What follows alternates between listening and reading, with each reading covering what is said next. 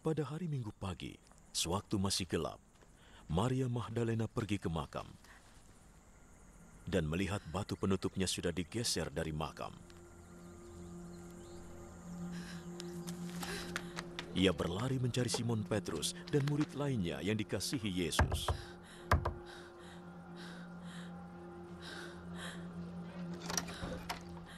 Tuhan sudah diambil dari kuburnya. Aku tidak tahu di mana dia diletakkan. Lalu Petrus dan murid lain itu pergi ke makam. Kedua orang itu berlari, tapi murid lain itu berlari lebih cepat dari Petrus dan tiba lebih dulu di makam. Dia menengok ke dalam dan melihat kain kafan ada di situ, tetapi dia tidak masuk. Simon Petrus menyusul di belakangnya dan langsung masuk ke dalam makam.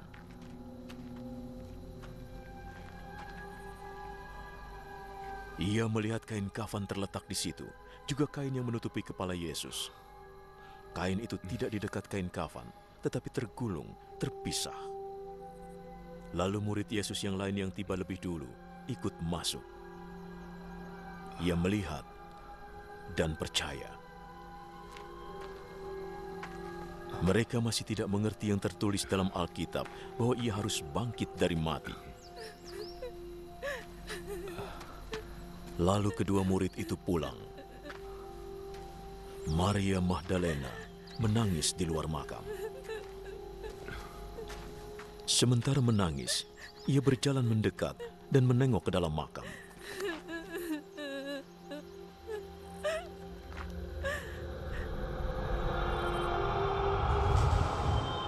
Ia melihat dua malaikat di sana, berpakaian putih, duduk di bekas tempat jenazah Yesus.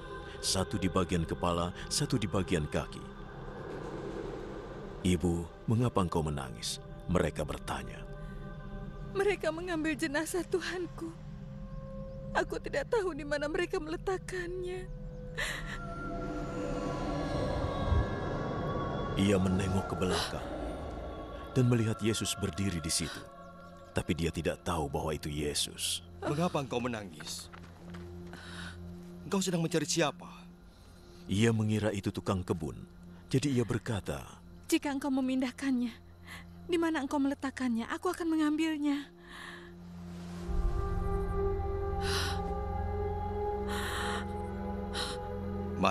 Maria menoleh padanya dan berkata dalam bahasa Ibrani, Rabuni. artinya guru. Jangan pegang aku. Karena aku belum naik kepada Bapa. Temuilah saudara-saudaraku dan beritahukan bahwa aku akan naik pada Bapakku dan Bapa mereka, Allahku dan Allah mereka.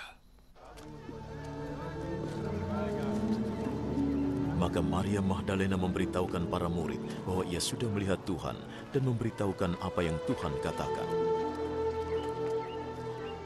Pada hari Minggu itu juga ketika sudah malam, para murid berkumpul di sebuah rumah yang terkunci karena mereka takut pada para penguasa Yahudi. Lalu Yesus datang dan berdiri di situ. Damai menyertaimu. Sesudah berkata begitu, ia menunjukkan tangan dan lambungnya.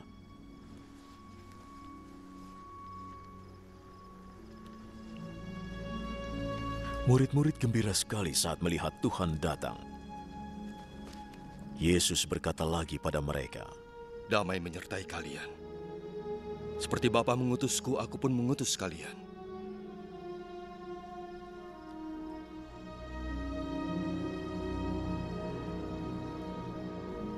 Lalu ia meniupkan nafas.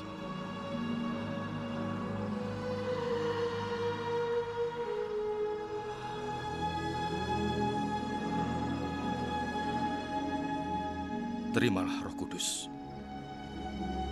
Jika kalian mengampuni dosa orang, Allah mengampuninya. Jika kalian tidak mengampuninya, Allah tidak mengampuninya.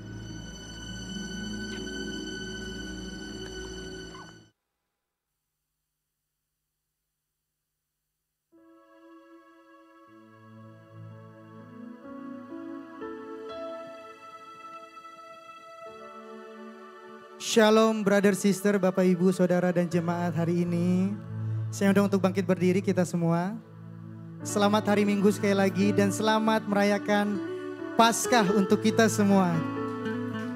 Berapa banyak yang bersuka cita hari ini bisa lambaikan tangannya. Tuhan kita telah mati dan bangkit untuk menebus dosa kita semua. Mari saya akan ajak kita semua untuk satu hati dan berdoa. Terima kasih Bapa untuk pagi hari yang indah ini Tuhan. Kami bersyukur. Kami masih menikmati kasih setiamu dalam hidup kami Tuhan. Nafas kehidupan yang Tuhan masih kasih. Bahkan pengampunan Tuhan. Kau telah tebus dosa kami. Kau telah bayar kami dengan harga yang sangat-sangat mahal. Dan Kau bangkit Tuhan. Hari ini Tuhan kami siapkan hati. Kami ingin memberi yang terbaik Tuhan. Melalui pujian, penyembahan, melalui suara kami, hati kami Tuhan. Dan hari ini kami siap juga untuk mendengarkan firman-Mu Tuhan yang akan disampaikan oleh pendeta Riko Bapak. Terima kasih Tuhan, berkati jalannya ibadah awal, pertengahan hingga akhir. Berkati sound system, berkati alat musik, berkati internet, berkati semua yang terlibat dalam melayani. Sehingga hari ini Tuhan kami dapat beribadah dengan sukacita yang melimpah Bapak. Terima kasih Tuhan. Haleluya, amin.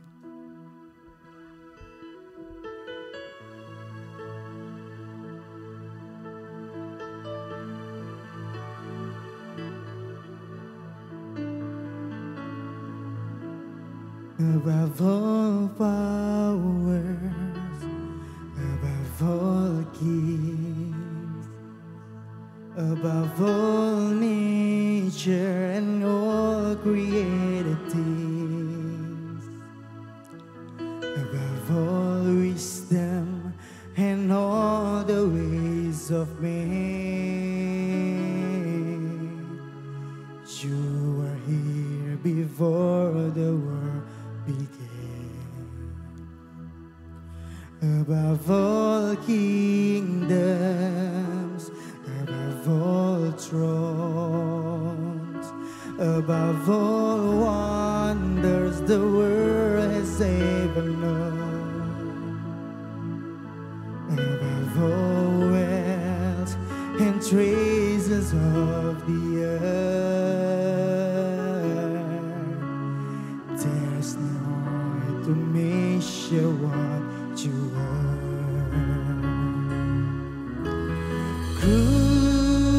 Crucified, laid behind a stone, you live to die, rejected and alone like a rose, trampled on the ground. You took the fall and thought of me above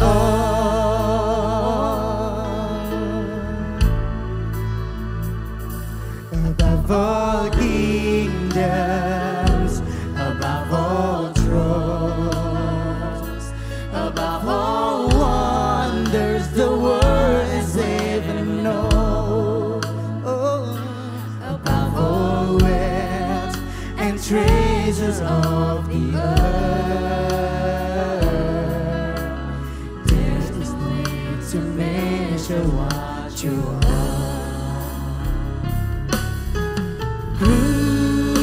Crucified, laid behind a stone, you live to die, rejected and alone like a rose, trampled on the ground. You took the fall and thought of me.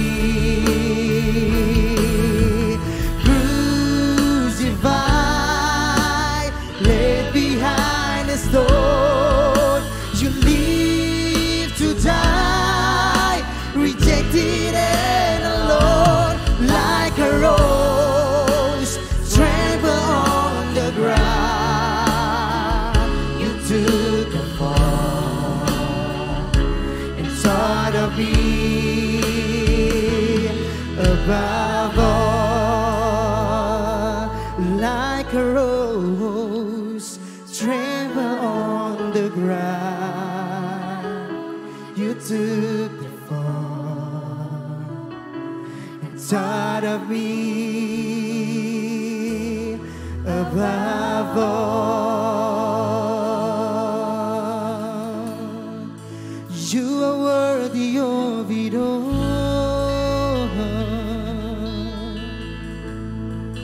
You are worthy of it all. For from you are all things, and to you are all things. You deserve the glory. You are worthy. You are worthy of it all. Oh, you are worthy of it all. For from you are all things, and to you are all things. You deserve the glory. You are worthy. You are worthy. You are worthy of it all. You are worthy. You are worthy of it all. For from you are all things, and to you are all things. You deserve the glory. You are worthy. You are worthy. You are worthy of it all. You are worthy of it all. For from you are all things, and to you are all things. You deserve the glory. Kau ku sembah, kau ku sembah, kau ku sembah, kau ku sembah,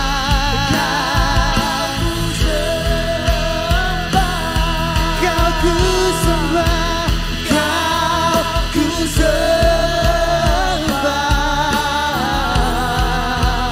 Oh Tuhan, dari hatimu, dari hatimu, kau ku sembah. Kau ku sembah. Kau ku sembah. Oh Tuhan, kau ku sembah. Kau ku sembah. Kau ku sembah. Sebab kau yang dilayak disembah. Sembah.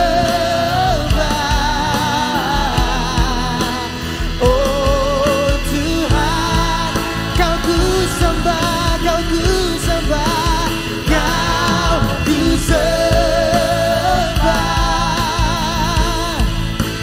kau ku sembah, kau ku sembah. Oh Tuhan, kau ku sembah. Oh Tuhan, kau ku sembah. Oh Tuhan, oh yeah, kau ku sembah. Oh Tuhan.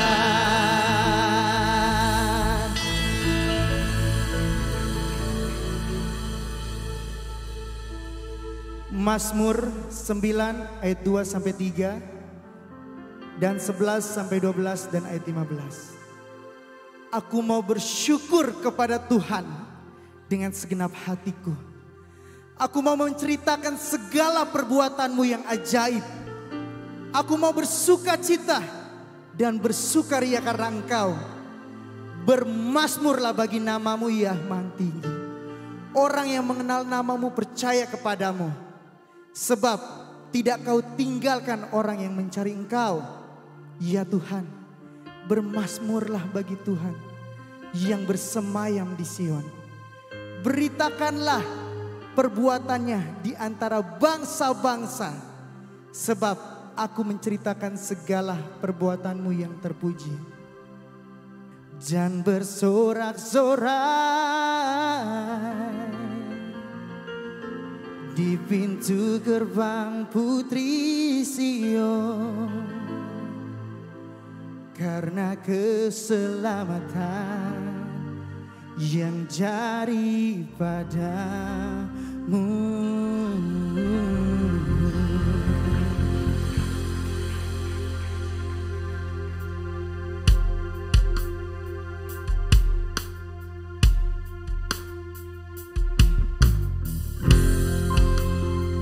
Kami mau menceritakan kasih-Mu Bapa.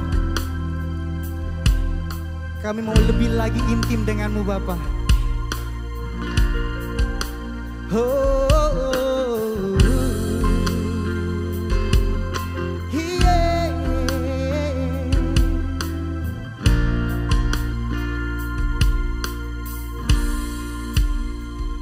Ku bersyukur Tuhan untuk semua yang Kau berikan padaku. Ku bersyukur Tuhan untuk semua yang telah terjadi padaku. Hidupku semuanya karena kebaikan-Mu.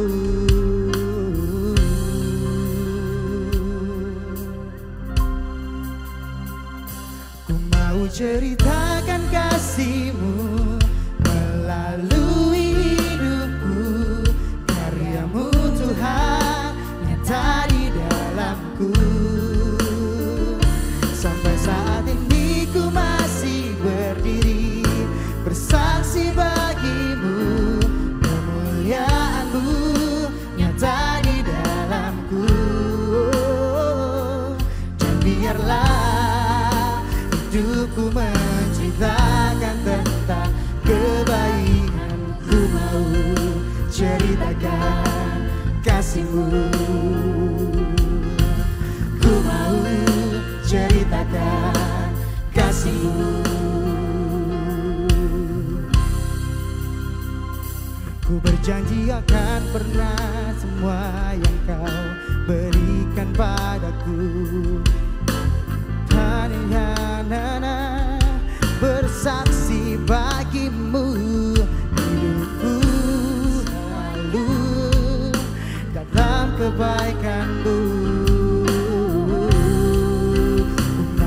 Ku mau ceritakan kasih-Mu melalui hidupku.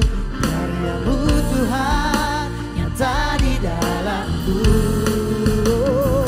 Sampai saat ini ku masih berdiri bersaksi bagi-Mu. Kemuliaan-Mu nyata di dalamku.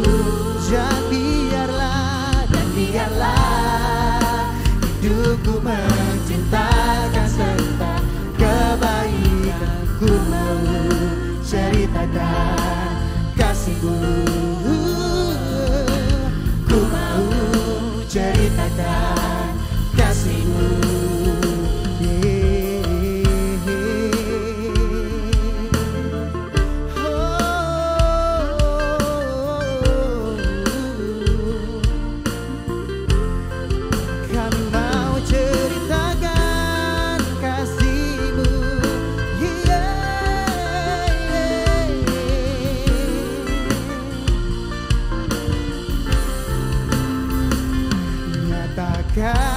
Kuasa-Mu di dalam hidupku Tuhan. Ku mau ceritakan kasih-Mu melalui hidupku. Karya-Mu Tuhan nyata di dalamku.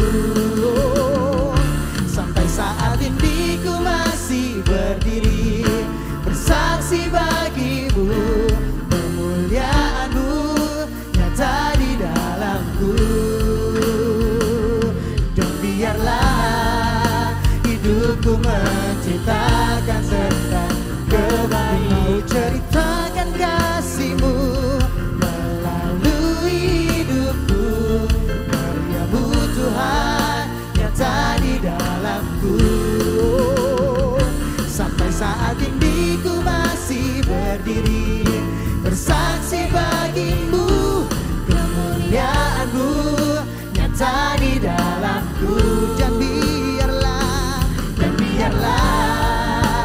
hidupku menceritakan serta kebaikan. Ku mau ceritakan kasih-Mu. Ku mau ceritakan kasih-Mu. Mari berikan kemuliaan yang terbaik untuk Tuhan kita. Amin. Mari sama-sama kita naikkan pujian. Sebab Dia telah bangkit dalam hidup kita. Dia telah menebus hidup kita. Amin.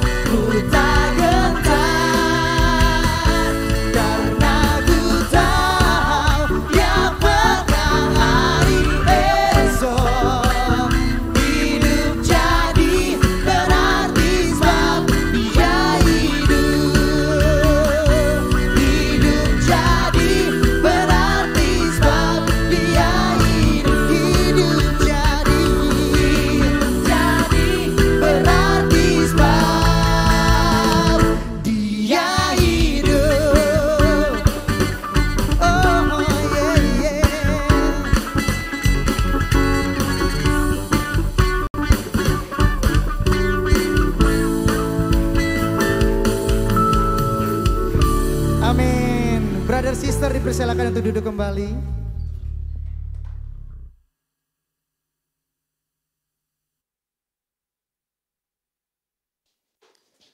Shalom, selamat pagi semuanya. Selamat Hari Paskah untuk kita semua. Saya berharap kita semua dalam keadaan yang baik dan sehat selalu dalam Tuhan ya. Dan saya juga berharap Paskah ini membawa apa kita sebut ya, sebuah evaluasi dalam hidup kita. Seperti yang Bapak Ibu atau adik-adik lihat yang saya tulis di WhatsApp beberapa waktu lalu. Kita ambil evaluasi mengenai Jumat Agung dan Paskah ini. Apakah saya sudah lebih baik lagi di hadapan Tuhan dan manusia?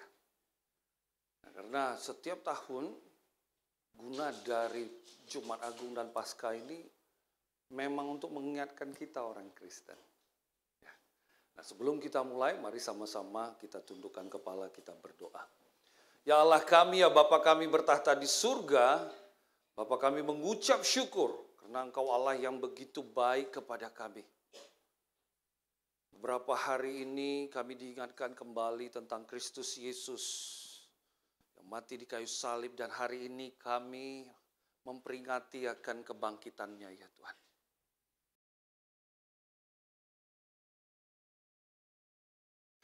Dunia menganggap ini sebuah kebodohan. Dunia menganggap ini satu kesia-siaan. Tapi hari ini ya Tuhan, justru dunia menjadi lebih baik seperti sekarang karena peristiwa yang terjadi 2000 tahun lalu ya Bapak. Bapak, ketika kami melihat kepada hidup kami, bantu kami untuk melihat lebih jelas lagi ya Bapak. Oh, salib Kristus tidak akan kami sia-siakan. Bahwa kami akan terus menjadi lebih baik dari waktu ke waktu. Bahwa kami akan terus menjadi manusia yang berkembang dari waktu ke waktu. Menjadi bapa yang lebih baik. Menjadi ibu yang lebih baik. Menjadi suami yang lebih baik. Menjadi istri yang lebih baik. Menjadi anak yang lebih baik. Menjadi pekerja yang lebih baik. Menjadi pengusaha yang lebih baik. Bahkan kami menjadi seorang warga negara yang lebih baik dari waktu ke waktu. Karena kami tahu kami mau lakukan ini untuk nama salib itu ya Bapak. Pada pagi hari ini kami sampaikan kidung pujian kami. Semoga ini menjadi satu kidung yang menyenangkan hati Engkau ya Tuhan. Tapi lebih daripada itu ya Bapak. Biarlah kami menyerahkan juga hati dan pikiran kami untuk dibentuk oleh firman Engkau. Dan biarlah hamba-Mu ini yang menyampaikan firman ini semua bisa berasal daripada Engkau. Dan lebih daripada itu, semua perkataan ini berkuasa karena nama-Mu saja ya Bapa. Dalam nama anak-Mu Kristus Yesus, kami berdoa dan mengucap syukur. Amin. Bapak, Ibu, dan jemaat sekalian, ini hari Paskah. Tadi kalau kita lihat di jalan, saya bersyukur karena selalu mengarah ke gedung gereja kita melewati gereja Santo Albertus yang ada di situ. Betul ya? Identik sekali setiap kali masuk ke bulan Desember, bulan April, kita akan melihat kemacetan di sana, betul tak? Saya selalu senang kalau lewat di sana di bulan-bulan tersebut. Saya melihat orang-orang yang ingat Tuhan. Iya, karena enak ya kalau ngelihat orang ingat Tuhan. Kalau orang gak ingat Tuhan tuh lucu-lucu biasanya. Ada aja peristiwa hidup dia ya kan? Nah, tapi kalau orang ingat Tuhan biasanya lebih baik, waras sebentar. Dunia itu lebih baik waktu manusia waras. Betul toh? Kalau lagi nggak warasnya biasanya lucu-lucu peristiwanya. Nah, hari ini kita merayakan Paskah, Jumat Agung, seperti yang sudah pernah saya sampaikan. Tanpa peristiwa kematian Yesus Kristus, hari ini nggak ada kekristenan. Kristenan akan jadi jalan yang berbeda. Mungkin ini akan menjadi satu jalan hikmat saja, layaknya Stoa, ya, layaknya ajarannya Epikuros. Epikuros itu kemudian cikal bakal lainnya hedonisme ya. Lalu mungkin kalau takutnya saya sebut di Indonesia nanti ada yang muncul di YouTube, saya dituntut lagi.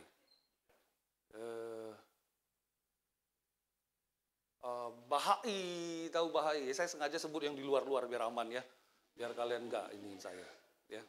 Tahu Bahai? Makanya ke Israel 2024. Masuk ya? Masuk nggak, Fik? Masuk ya? Masuk. 2024 tak kasih lihat kuil Bahai yang terbesar di dunia. Dan betapa di Israel tuh kerukunan berumat beragamanya jauh lebih bagus daripada Indonesia. Kita di sini sok-sok ngaku rukun. Gedung olahraga aja ditutup karena dipakai ibadah. Ini kan lucu Indonesia ini. Ketawa lah, itu candaan. Kalian takut ya? Takut dituntut juga ya? Ya, nah. Hari ini apa yang saya akan bagikan kepada kita mengenai menceritakan kasihnya Tuhan. Saya berharap begini. Tadi kan saya udah bilang, tanpa matinya Yesus Kristus dan bangkitnya Yesus Kristus di kayu salib, hari ini kekristenan akan berbeda. Bahkan nggak ada kekristenan mungkin. Justru peristiwa itu mengubahkan begitu banyak begitu banyak pola pikir dunia, bahkan mempengaruhi sampai ke level politik. Kalau kita lihat bahkan di uang dolar itu, in God we trust. Karena memang Bapak pendiri Amerika memiliki pengaruh kuat, memiliki pengaruh kekristenan yang kuat di dalam pemikiran mereka. Kalau kapan-kapan tertarik baca tulisan-tulisan Benjamin Franklin, ya, lihat bagaimana George Washington membuat kebijakannya. Kita akan melihat sebuah sejarah yang menarik ditulis di sana. Bahkan ekonomi dunia pun dibuat dengan model pemikiran-pemikiran yang terinspirasi dari Alkitab. Lah nggak percaya, baca tulisan-tulisan Adam Smith, baca tulisan-tulisan kalau disebut lagi ini nggak ada hubungan ya, Karl Marx. Kita akan menemukan model pemikiran-pemikiran yang sebenarnya terinspirasi, digugah oleh pemikiran-pemikiran Kristus. Wah, ini nggak sembarangan. Bagaimana bahkan dunia modern saat ini dipengaruhi oleh pemikiran-pemikiran tersebut. Nah, jadi apa yang menarik dengan hal ini? Menceritakan kasihnya Tuhan itu harusnya nggak habis-habisnya. Karena sampai dari level pribadi sampai bahkan level bernegara, pengaruh nilai Kristus itu begitu luar biasa. Kita kan karena hidupnya banyak di Indonesia. Tapi kalau kita baca tulisan-tulisan luar, kita akan ngelihat pengaruh itu. Jangan cuma baca tulisan 50 tahun terakhir. Ya udah beda, 50 tahun terakhir ini udah revolusi industri 2, 3, 4 ini udah beda. Pemikirannya udah sangat beda. Saya kan udah pernah cerita sama kita. Revolusi industri kedua itu membuat manusia itu jadi terlalu egois untuk dirinya. Jika revolusi industri pertama itu untuk bisa melakukan mass production, tujuannya demi memenuhi kebutuhan orang banyak, maka revolusi industri kedua itu tujuannya untuk apa? Terus sudah beda. Tapi kalau kita baca tulisan-tulisan sejarah, kita akan melihat betapa dunia modern banyak terpengaruh oleh nilai Kristus. Jangan cuma dibaca jelek-jeleknya korupsi gereja aja. Ya, pelakunya kan itu aja sebenarnya. Tapi terlalu dibesar-besarkan. Baca tulisan-tulisan sejarah-sejarah orang-orang yang mengubahkan dunia ini banyak. Tanya orang Batak.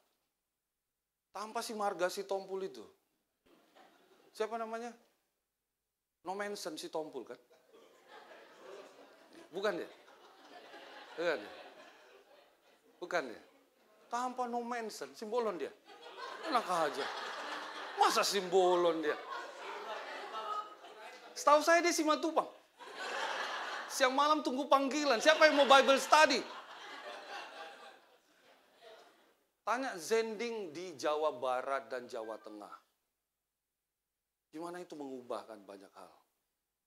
Tanya orang-orang Jerman dan Amerika di Papua sana.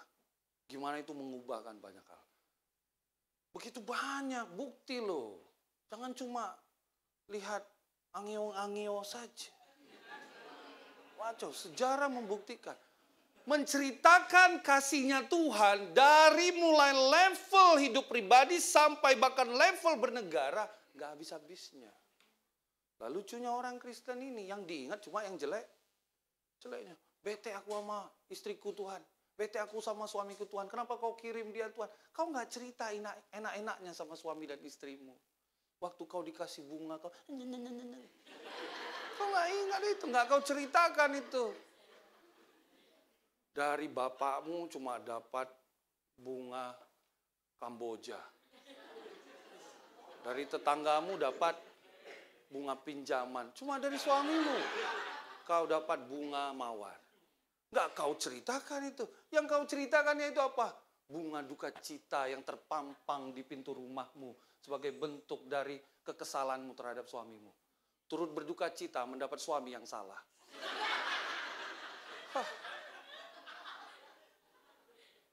Begitu banyak cerita tentang kasih itu gak habis-habisnya. Manusia gitu ya. Hanya karena nilai setitik hancur susu sebelanga. Kenapa gak diubah? Karena susu sebelanga nilai setitik tidak ada apa-apanya. Itu dong cara berpikirnya. Amin. Udah selesai khotbah. Oke. Next, coba ini ajukan pertanyaan ini buat kita. Saya baca sini. Dibagikan saja itunya. Apa namanya? Kue lebarannya. Oh bukan. Loh itu apa tuh? PDF-nya ya. Saya baca dari sini aja nggak apa-apa ya. Biar lebih jelas buat saya. Coba tanya pertanyaan ini. Kisah kasih Kristus yang bagaimana yang akan diingat orang lain dari hidup saya? Nah, coba tanya pertanyaan ini. Saya nggak percaya Bapak, Ibu, adik-adik hari ini nggak punya kisah kasih Tuhan kita dalam hidup kamu. Itu kalau kamu bilang nggak ada. Atau sedikit Pak Pendeta, saya nggak percaya. Kenapa? Ngapain kamu ada di sini kalau nggak ada atau sedikit? Kalau nggak ada atau sedikit, kamu pasti nggak ada di sini. Kamu pasti sedang di rumah, nonton, sedang ke mall.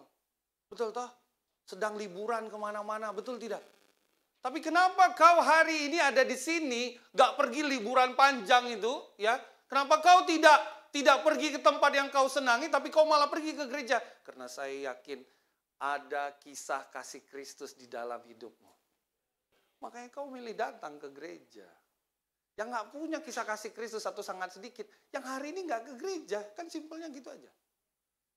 Itu di luar orang yang sakit ya, di rumah sakit, betul toh? Di luar yang di Zoom, jangan, saya nggak nyalakan kalian yang di Zoom. Kalian bagus kok, cuma nggak datang aja. Ya. Nah. Coba lihat ayatnya ini. Yesus inilah yang dibangkitkan Allah, dan tentang hal itu kami semua adalah saksi. Ini cerita waktu hari Pentakosta turunnya Roh Kudus. 120-an murid-murid ngomong dengan berbagai macam bahasa.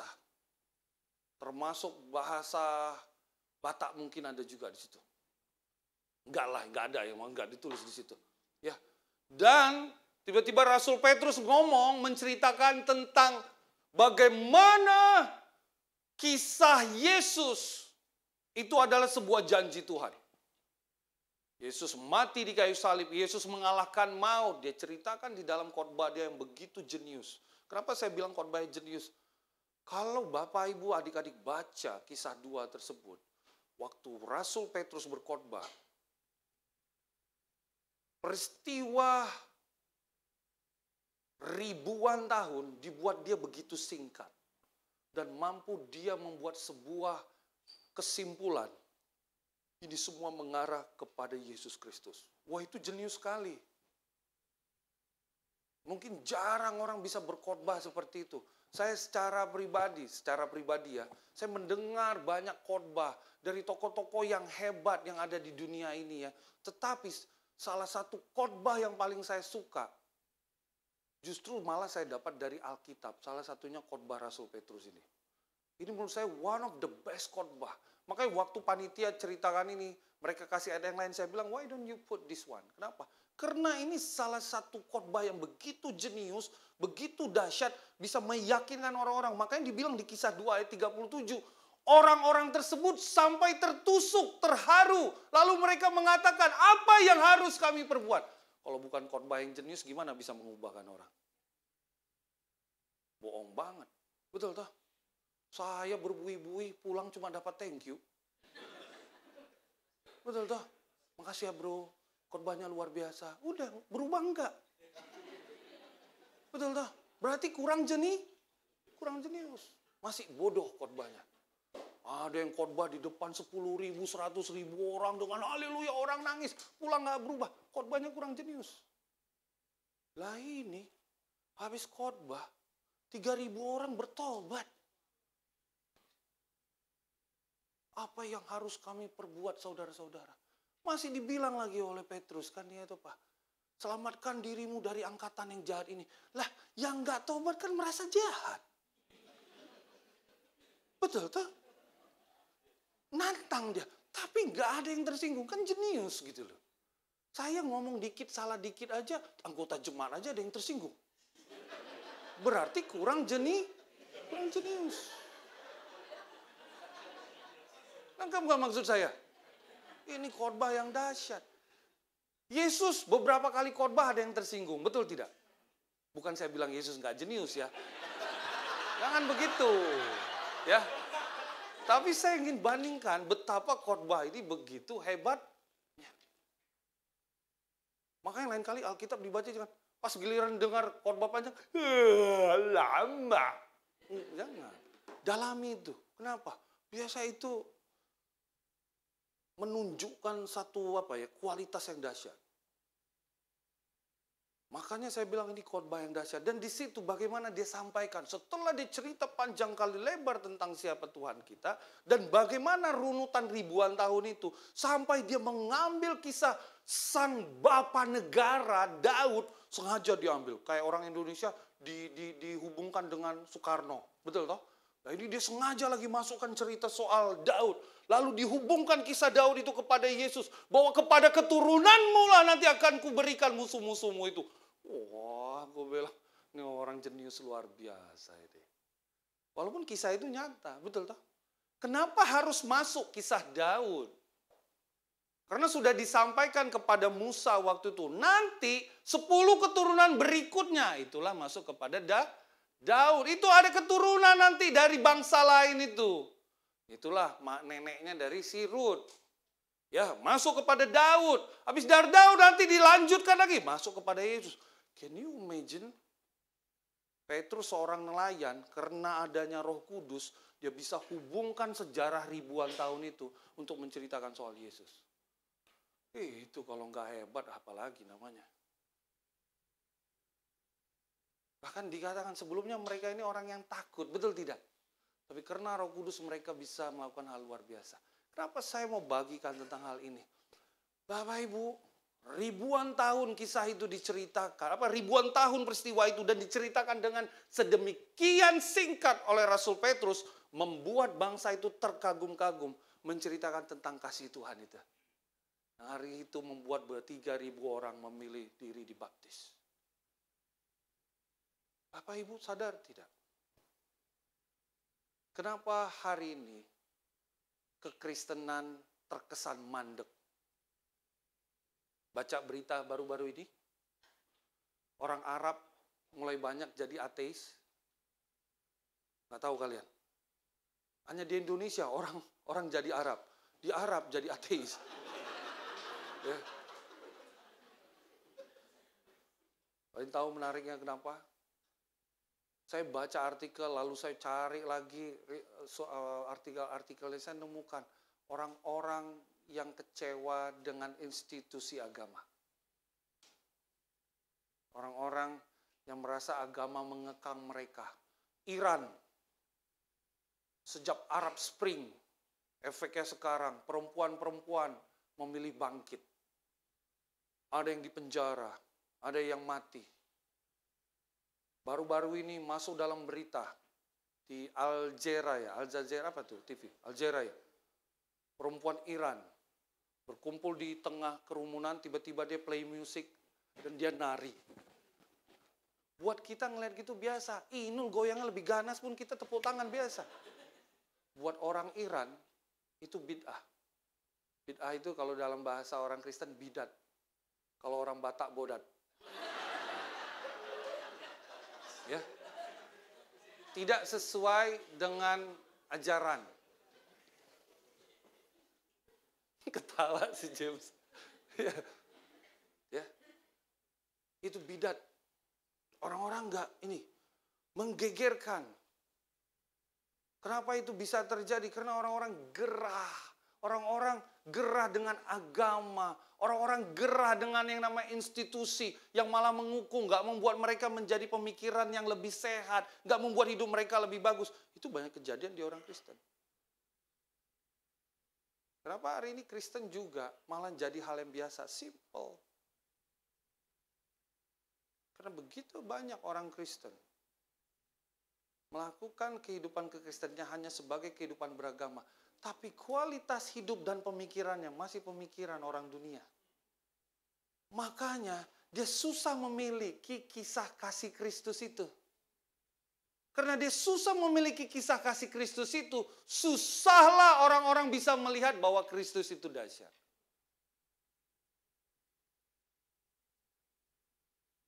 Dan ini membuat orang-orang enggan. Makanya kan saya pernah bilang sama kita, saya nggak takut orang masuk agama lain. Karena faktanya ke depannya, orang jadi ateis. Ateis, agnostik, sebut semuanya model-model seperti itu ya. Kenapa? Karena orang berpikir waktunya meninggalkan model berpikir seperti itu. Nanti siap-siap dunia akan jadi lebih kacau beliau. Nah, mari kita lanjutkan. Bagaimana peristiwa ini bisa begitu dahsyat. Slide berikutnya. Ini lihat ya. Kok bisa orang-orang ini sampai sedahsyat itu menceritakan tentang kasih Tuhan sehingga begitu banyak orang bertobat. Dia bilang apa? Maka kembalilah rasul-rasul itu ke Yerusalem dari bukit yang disebut Bukit Zaitun dan hanya seperjalanan Sabat dari Yerusalem. Sebelumnya mereka ini takut. Mereka tahu mereka dapat arahan dari Tuhan Yesus. Tunggu di Yerusalem sampai kuasaku akan ada di kamu nanti. Tapi mereka takut. Mereka kumpul, doa bagus dan sebagainya. Tapi ini mirip kayak banyak orang Kristen. Orang Kristen yang takut cerita kasih Tuhan. Lebih berani OOTD. Di media sosialnya OOTD lebih bagus daripada menceritakan kasih Tuhan. Lebih baik ngomong tentang hal yang lain, yang penting saya jadi orang baik daripada saya juga menceritakan tentang kasih Tuhan. Mereka seperti itu. Tapi begitu sesuai dengan instruksi Tuhan, Roh Kudus turun, mereka keluar. Mereka sampaikan dengan hal yang luar biasa. Kita lihat di Kisah 2 ayat 14, next slide. Maka bangkitlah Petrus dengan ke-11 rasul itu dengan suara nyaring. Petrus berkata kepada mereka, hai kamu orang Yahudi dan semua yang tinggal di Yerusalem, ketahuilah dan camkanlah perkataanku ini. Wah, ini yang tadi saya bilang. Dia langsung berkhotbah yang jenius tadi. Bapak Ibu, next slide. Lihat apa kata Rasul Paulus ini seperti yang saya sampaikan tadi. Tapi andai kata Kristus tidak dibangkitkan, maka sia-sialah pemberitaan kami dan sia-sia juga kepercayaan kamu.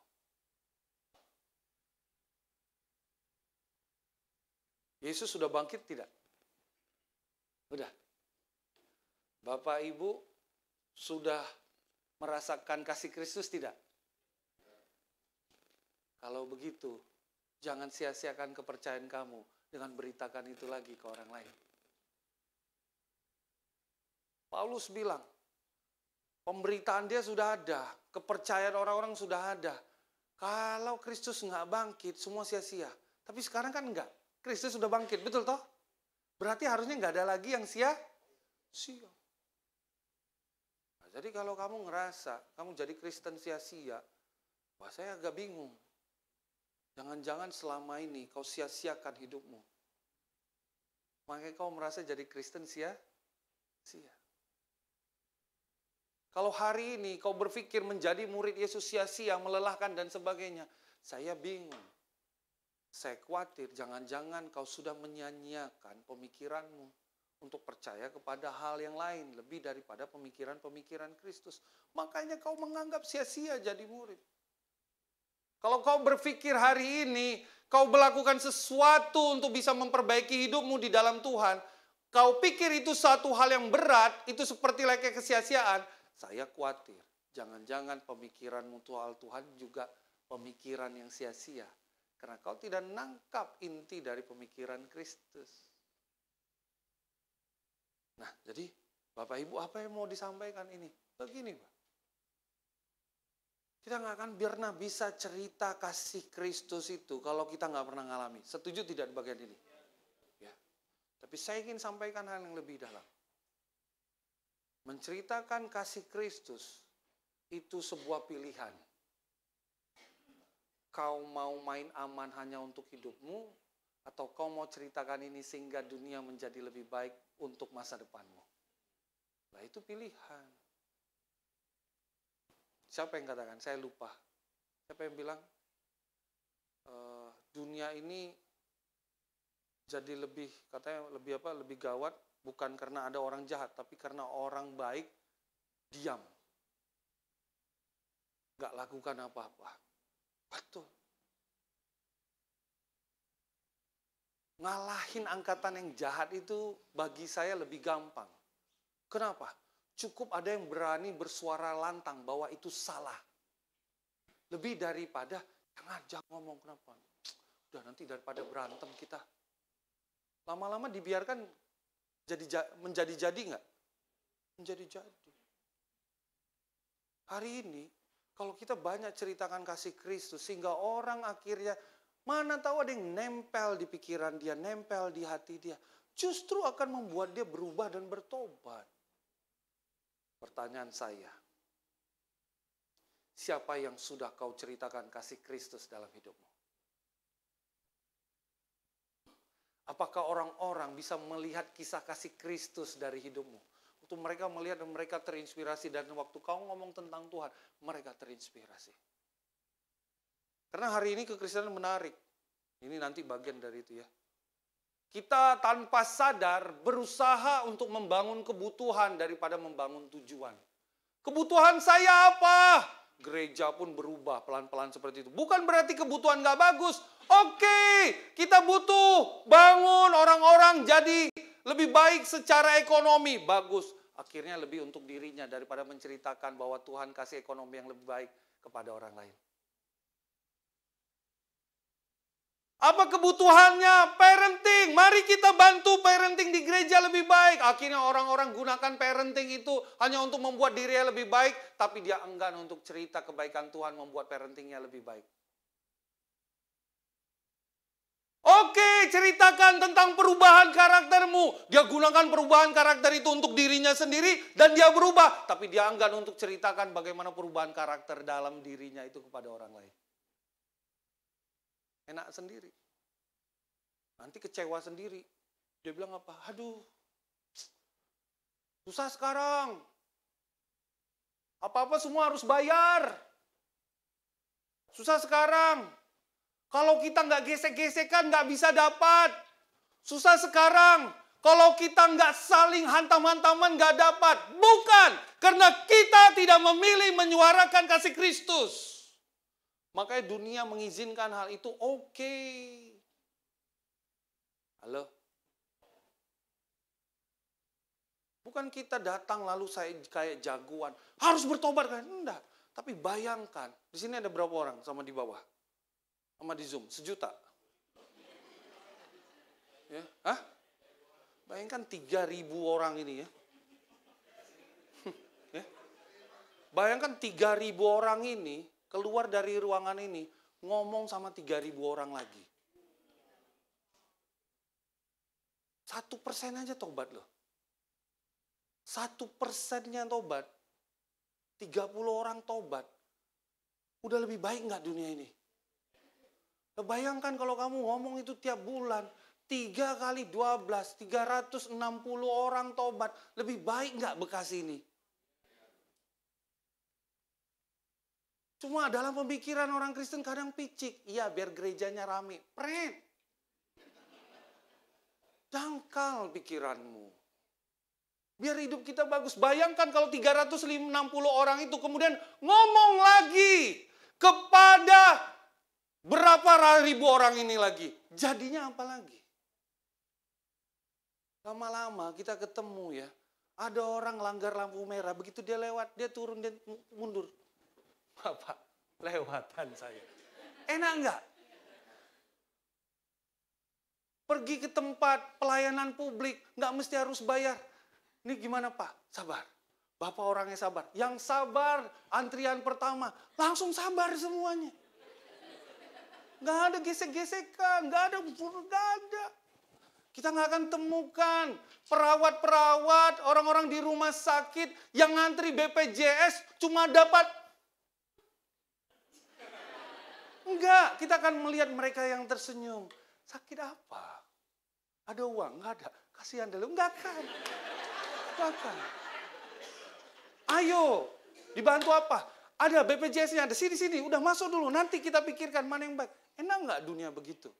Mau nggak punya dunia begitu? Tapi kenapa nggak ngomong?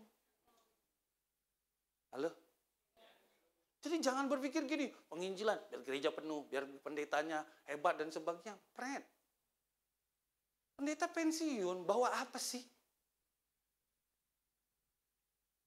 Tapi kalau lebih banyak orang baik, indah nggak hidup kita?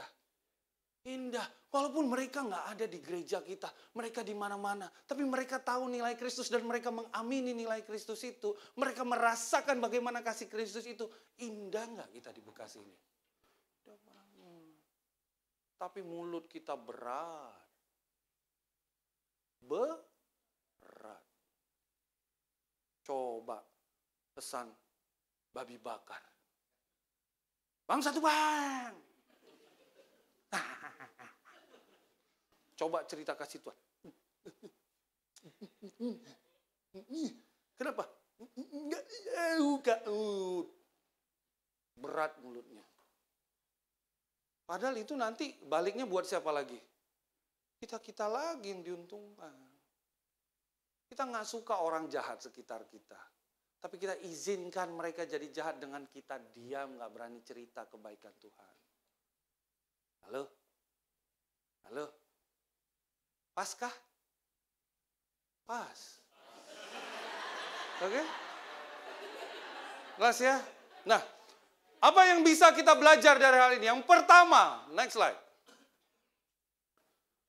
Kalau kita ingin bisa terus menceritakan kasih Kristus itu, kita perlu menentukan mana tujuan, mana dampak. Kita lihat ayat berikut ini. Maka bertanyalah mereka ini murid-murid yang sisa ini ya sebelum Yesus naik ke surga. Tuhan, maukah engkau pada masa ini memulihkan kerajaan bagi Israel?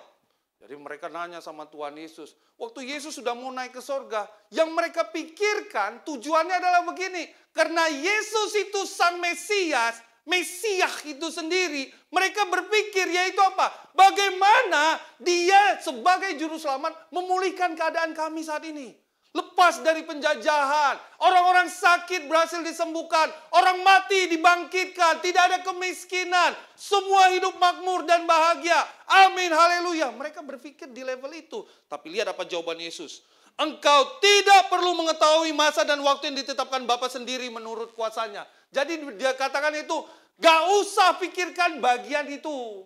Yang perlu kau pikirkan apa? Tetapi kau akan menerima kuasa kalau Roh Kudus turun ke atas kamu. Kamu akan menjadi saksiku di Yerusalem dan di seluruh Judea dan Samaria sampai ke mana katanya? Wow. Mana tujuan? Mana dampak? Banyak orang Kristen, jadi Kristen tujuannya punya hidup baik. Seperti layaknya murid-murid waktu itu menunggu Yesus naik ke surga. Tanpa sadar dalam pikiran mereka. Mereka lebih mengharapkan the destiny of become a Christian. Tujuan menjadi seorang Kristen. hidup lebih baik. Tuhan Yesus bilang, bukan. Itu dampak. Kalau kau jadi muridku, dampaknya mungkin hidupmu bisa lebih baik. Tapi tujuanmu jadi saksiku. Bapak Ibu, kenapa Tuhan mau kita bertumbuh karakter Kristus? Biar hidup kita jadi lebih baik. Tapi itu bukan tujuan. Itu dampak. Pernikahan kita berubah, keuangan kita membaik, kita dapat pasangan yang takut akan Tuhan, kita bisa punya teman yang lebih baik, kita juga naik jabatan karena punya karakter yang lebih baik. Dan sebut semua berbagai macam kebaikan itu dampak. Tapi tujuannya apa? Justru segala macam kebaikan itu kau gunakan untuk menceritakan kasih Kristus itu. Kenapa ada orang yang harus dibiarkan seperti seorang Rasul Paulus gak merasakan kebaikan-kebaikan yang dikejar dunia itu? Justru dia merasakan hidup yang berat. Bahkan dia bilang, aku ngerti lapar. Aku ngerti cuma pakai satu baju. Aku ngerti namanya hidup harus keliling-keliling tempat. Aku ngerti itu semua. Tapi itu semua sebenarnya dipakai untuk kemuliaan Tuhan. Apa yang menarik dari situ? Dia mau sampaikan, memang ada cara Tuhan untuk orang-orang yang hidupnya sederhana hanya untuk bisa menginspirasi. Yaitu siapa? Orang-orang yang mungkin hidupnya sedang merana. Melihat kepada peristiwa Paulus, dia akan merasa apa? Aku terinspirasi. Makanya saya suka bilang sama para pelayan, pendeta-pendeta. Jangan stereotip. Pendeta itu baru dinyatakan beriman kalau hidupnya bagus. Maksudnya bagus tuh makmur. Tuhan itu gunakan. Kadangkala harus ada pendeta yang sangat hidup sederhana. Kadangkala ada pendeta yang bermegah harta. Enggak apa-apa. Jangan saling lihat lebih enak kayak dia. Enggak, itu pemikiran dunia. Tuhan gunakan semuanya hanya untuk bisa menceritakan kasihnya dia. Samuel, hidup sederhana. Daud, hebat jadi raja. Yohanes Pembaptis, tidurnya gak punya rumah, hanya pakai pakaian dari kulit beruang. Masih lebih murah baju dia daripada pendeta yang ada di Kalimantan. Dari kulit buaya, termasuk tasnya. Betul toh? Tapi semuanya Tuhan gunakan berbagai macam cara itu untuk menceritakan kasih Tuhan. Masa sih Pak Pendeta nggak percaya? Dulu saya nggak percaya itu. Saya berpikir masa harus seperti itu. Sampai saya ngalamin. Kenapa ya dulu saya ngalamin?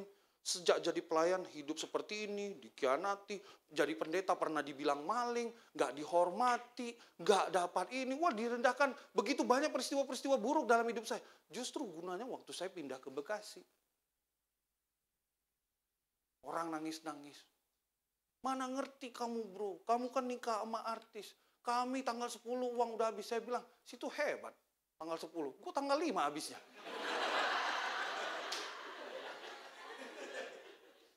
Kok situ marah-marah, nggak beriman. Kok tanggal 5 habisnya? Ada gunanya, nangkep nggak? Ada yang nangis-nangis, Tuhan, mana kasih-Mu? Anakku sakit, situ enak, anaknya masih sakit. Lah sini nggak punya anak. Nggak ngerasakan anak sakit gimana. Justru itu menguatkan banyak orang. Orang ketemu saya banyak malunya jadinya. Belum saya mau ngomong, udah tahu. Tobat sebelum saya ngomong kan enak.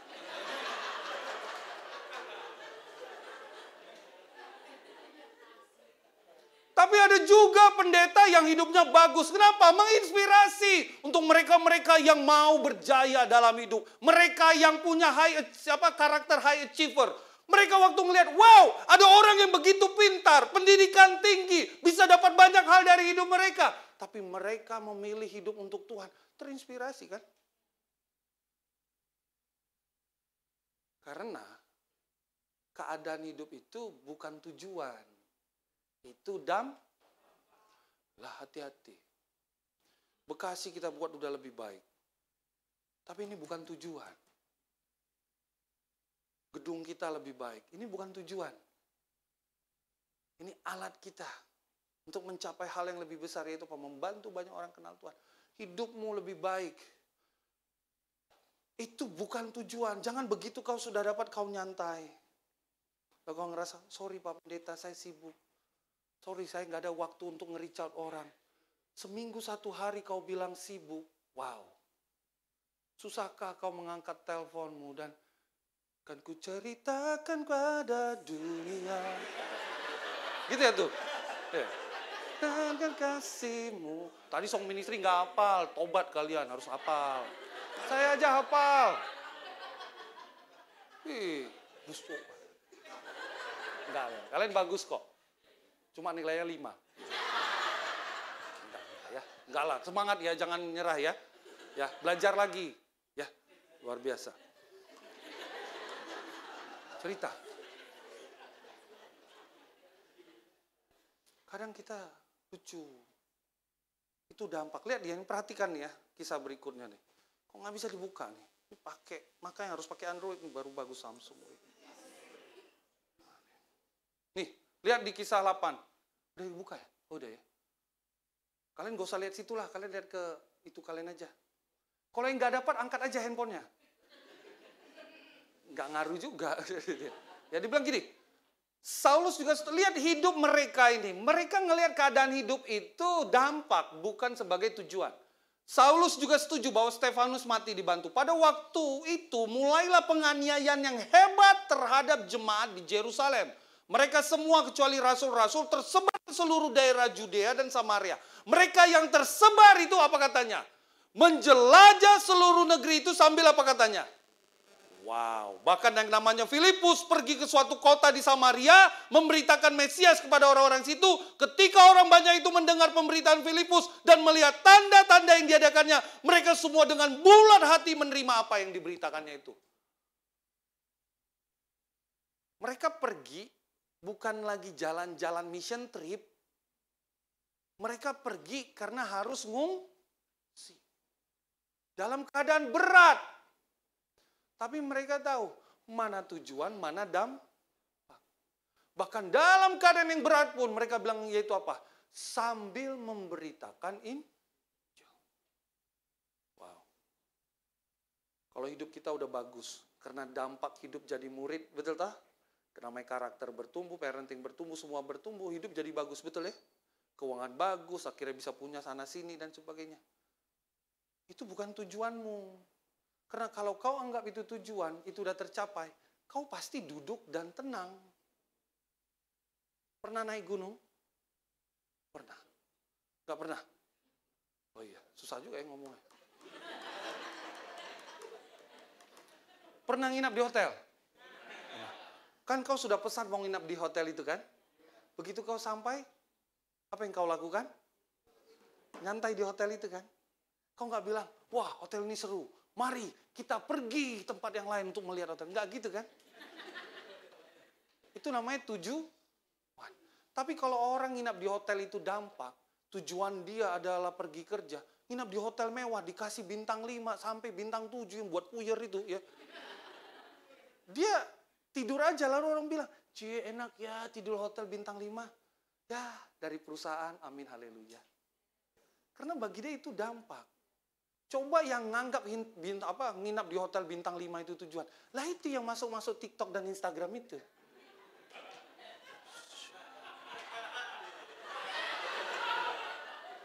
Itu yang jadikan nginap di hotel bintang 5, nginap di resort sebagai tujuan, ya model-model begitu. Tapi yang dampak, dia nggak akan masukin begitu. Dia nginap di hotel bintang 5, tapi tujuan dia misalnya ada untuk hal yang lain, dia cuma kasih lihat. Seneng banget bisa bawa anak istri liburan. Gitu aja. Yang kelihatan cuma anak istrinya sama dia. Hotelnya bintang 5. Tapi yang tujuannya bintang 5 itu ya, anak istrinya masuk cuma 2 detik, dianya kasih lihat.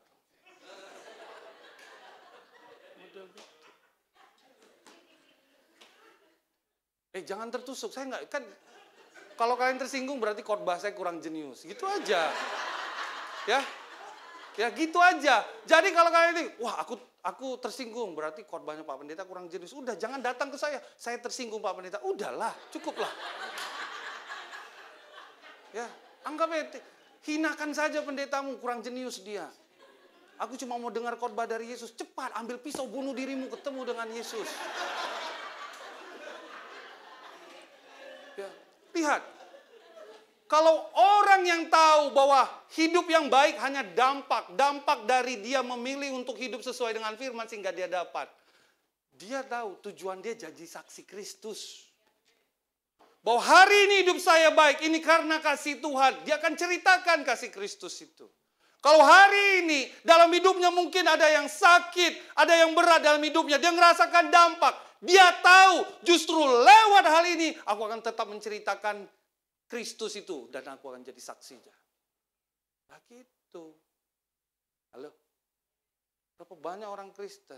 Kenapa kalau kita dapat yang buruk, kita kayak menutup pintu semua. Dan akhirnya kita kok gini banget. Mungkin hidup baik tujuanmu. Bukan dampak. Kan kadang kala hidup kita jadi buruk bukan karena kita kan. Tetangga main petasan lah. Yang kebakar rumah kita. Betul toh? Kita bisa nggak buat salah, kita juga bisa dapat dampak buruk kok. Hidup ini dengan turun naiknya itu bukan tujuan. Perhatikan baik-baik apa kata Rasul Paulus ini di Kolose 4. Berdoa jugalah untuk kami, supaya Allah membuka pintu untuk pemberitaan kami. Sehingga kami dapat berbicara tentang rahasia Kristus yang karenanya apa katanya? Aku di penjara. Hidup Paulus lagi di mana? Ini bukan penjara yang bisa masukin AC dan sebagainya itu ya. Saya pernah pergi, ada nama satu kota namanya Kaisaria Maritima. Dipercaya tempat itu waktu Rasul Paulus dipenjara di dungeonnya. Itulah dipercaya waktu Paulus dipenjara, Lukas nulis surat kepada yang namanya Theophilus. Dia nulis buku Lukas, iyalah masa nulis buku Joas. Itu kan anak Rido semuanya ya. Ya, dia nulis buku Lukas sama buku Kisah Para Rasul. Nah, Kaisar Maritima itu nanti kita akan pergi 2024 juga. Masuk lagi Pak? Masuk. Jadi di sana, di daerah Israel itu ada dua kota yang pakai nama Kaisarea. Kaisarea Filipi sama Kaisarea Maritima. Maritima itu yang tepi pantai, kita akan melihat aqueduct, saluran pipa pam. Tapi pipa pam zaman dulu keren banget. Lebih keren daripada jendela rumah kita. Ya, nah itu dibuat bagus. Nah, satu lagi Kaisaria Filipi, itu di daerah Dan, di utara. Nah di situ tuh The Sanctuary of Pan, dulu tuh tempat kumpulan kuil-kuil, gereja, rumah-rumah ibadah besar, para dewa-dewa. Di situ Paulus, Yesus waktu nanya sama murid-muridnya, menurut kamu aku ini siapa? Di belakangnya itu kuil-kuil itu. Nah, nanti kita akan lihat juga, makanya daftar 2024. Masuk. Aku udah lakukan banyak tugasku loh, Vic. Tugasmu presentasi loh, Vic. Ya. Nah, coba lihat di sini. Waktu Rasul Paulus di penjara itu ya, dia nggak bilang bahwa tujuan dia itu terhentikan, enggak. Ini dampak aja dari sebuah tujuan. Ada orang-orang yang datang ke saya. Bang Riko nggak capek ya? Kan udah lebih enak di Bekasi, sekarang dapat ini lagi. Saya Maria itu nggak suka cari jabatan. Orang yang kenal saya tahu saya. Bagi saya, kalau bisa tanggung jawab dikecilin asal gaji tetap sama, saya lebih senang. Ini gaji tetap sama, tanggung jawab diperbesar kan? Nah, lelah nggak? Lelah. Tapi saya tanya waktu itu sama istri saya. Karena waktu kita pindah Bekasi kita bilang, 5 tahun sangat lelah. Kamu oke. Setelah itu kita fine. Saya bereskan 5 tahun. Waktu kita diminta Jawa Barat penginjilan yang seperti kamu mau bagaimana?